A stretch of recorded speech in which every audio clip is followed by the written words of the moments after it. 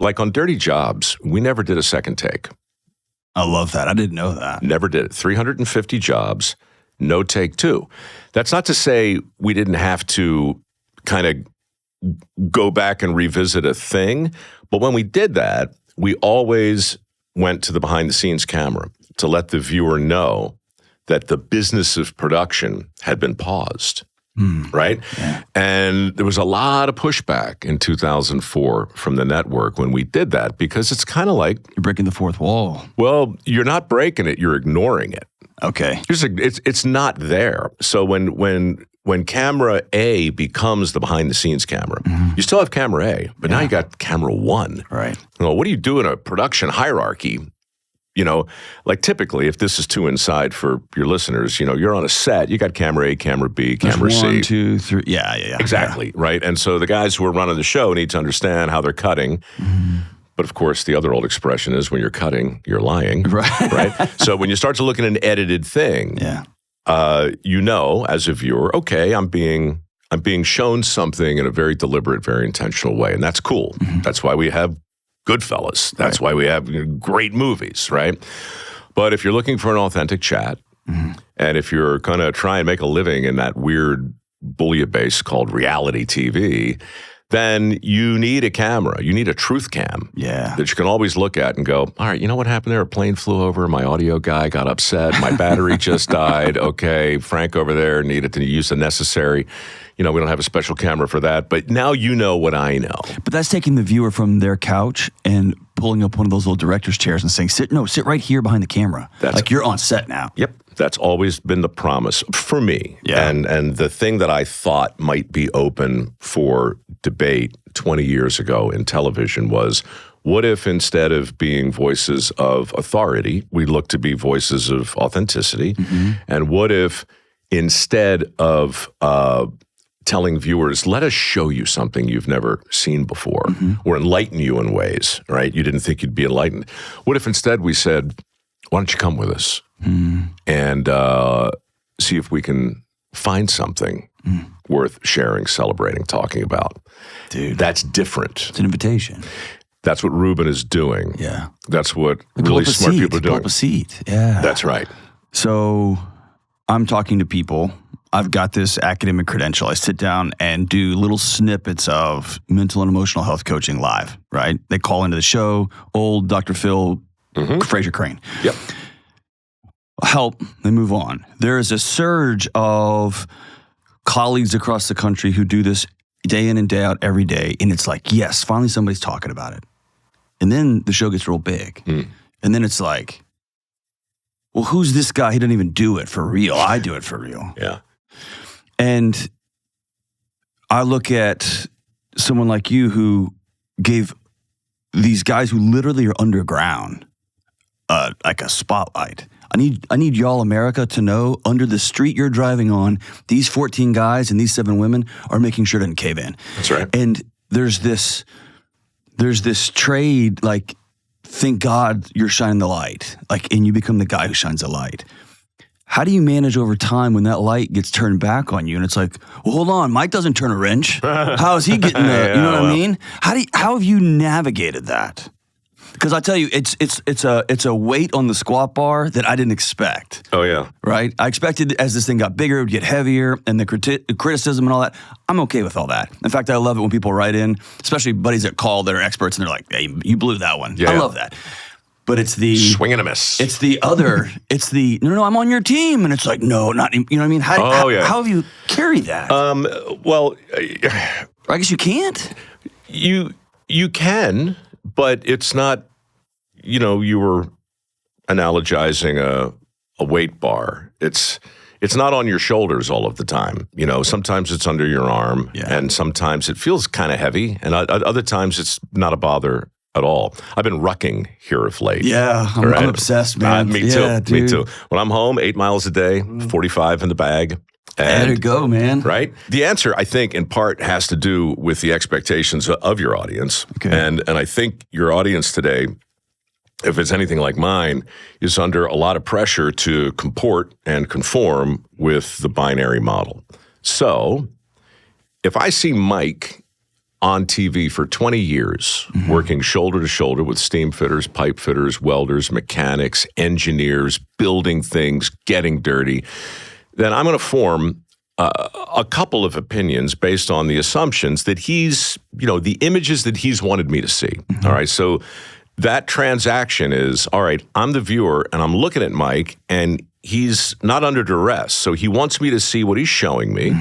And then I'm going to conclude a few things from what I've been shown. And so that's how we start to form expectations of the people we see on the TV. Then that viewer learns later that I sang in the opera for 8 years. Right. Wait a minute. You just blew their picture up. It doesn't you didn't fit. do anything, actually. I didn't. I didn't do anything. And also, I'm careful to say they learned.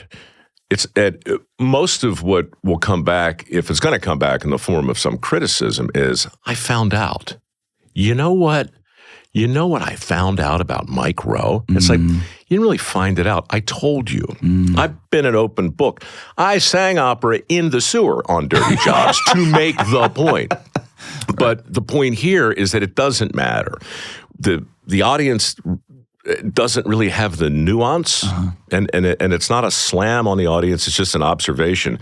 We have been told today that everything has to go in its right place.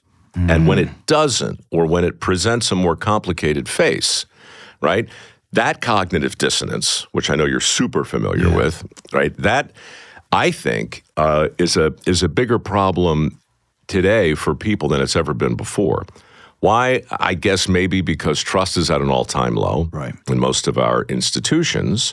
And so people... It's gone, man. Feels like it. It's strange. It's strange. It feels like there's never been a more important time to really be both curious and skeptical. Yeah. Discovery that brand was built on curiosity, but science, of course, is built on skepticism. Right. And we're being told a lot of things today that don't fit into that whole binary thing. Follow the science, but a man can have a baby. Next question. Exactly. And people are left going, wait, what? Right, exactly. You're just going to gloss over it, right? Yeah. So, from the sublime to the ridiculous, who cares if the Dirty Jobs guy sang in the opera? Well, not many people really, but if I'm going to try and make a deal, say with Ford or Caterpillar, and somebody in that organization goes, but I saw him on the Home Shopping Channel selling tchotchkes in the middle of the night. And he also sang in the opera. And so suddenly people are like going, I'm not sure I understand who he is. And I think that's a long way, John, is saying the thing I worry about today is people are rushing to hang a label. That's it. On not just everybody around them, but on themselves too. And so what we've lost is patience and grace when those labels either confuse us or appear inconsistent. Dave's always talking about student loans are bad. I'll even go with you that some people were preyed upon and we need to do away with their loan. But you can't say they're so bad that we got to get rid of them and keep making them. Right? You get at some point, you have to balance that cognitive dissonance. I think that we haven't fully digested how we have burned the traditional institutions to the ground. Because I think that the old data would tell us, yes, there was a ton of evil and injustice done under some of these tents, but our gods told us what we're going to wear and what we're going to do and what our roles were. Yeah. Or our society told us what we're going to wear and not wear and what our roles were. And our schools told us this is how we're going to do things. And we just melted them. I know. Look, man, it's stay in your lane. I hear it all the time. People say, Mike, just stay in your lane. Why? Because when you get out of your lane, it's confusing and scary. I need a world, right? And look, I'm being critical right now when I say that, but at the same time, I want my institutions to stay in their lane. I want politicians to be politicians. I want them to be boring. I want them to make the sausage. I want them to experience the gridlock that the founders intended and do their best with it.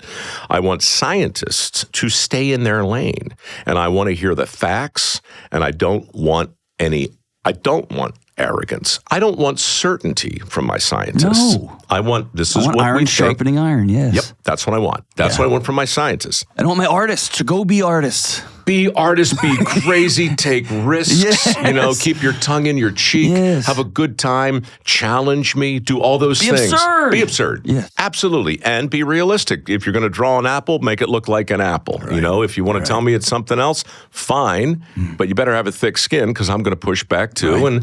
And so life makes sense. If you're going to be a journalist, be skeptical of every single thing. Be as skeptical as the scientists are. Just be better writers. Yeah.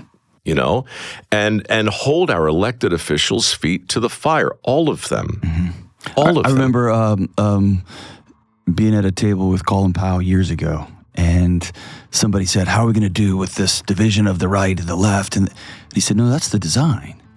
Like the design is there's going to be warring sides, and the media's job is to hold everybody accountable. Yeah. Not to pull up a seat on the other end of the table. Not pick winners. Man. Colin Powell, man, that guy. He's an extraordinary public speaker. He's so good. Yeah. And he's so good for the same reason Rick Rubin's show is good.